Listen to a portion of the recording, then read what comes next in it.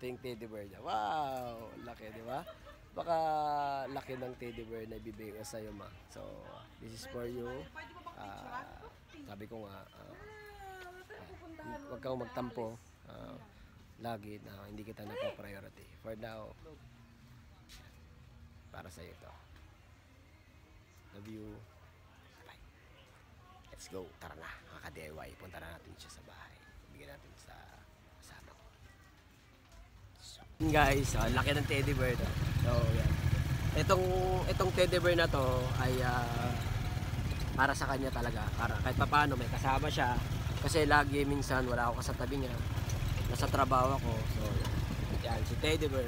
Ewan ko kung ano papangalan niya. May balak kami ni Bayaw para ma-surprise siya. Amin atoy, ikabil mo dyan kwarto. Yo. Bayan. Amo. Pakita na si CCTV ba? Handa pa yung preview sa dyan. Tapos ipan mo amin. Tapos mangan kami lang. Na? Sige. Tapos, kasi mangyari. Basta shakti basta no mapanjayin. No mapantay dyan diretso. Teka lang. Amin nga makakita dyan. Kis dyan. Na. Hanggang tagare ko na. Tapos idiretso amin dyan kwarto. Ay! Wen, tapos sinyasan ka. Jay ka ridaw na. Jay ka ridaw, tapos sinyasan ka.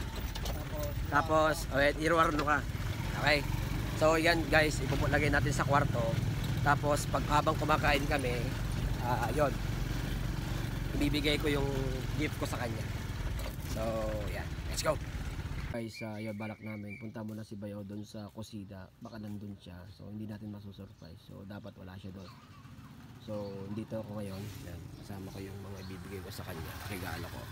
So,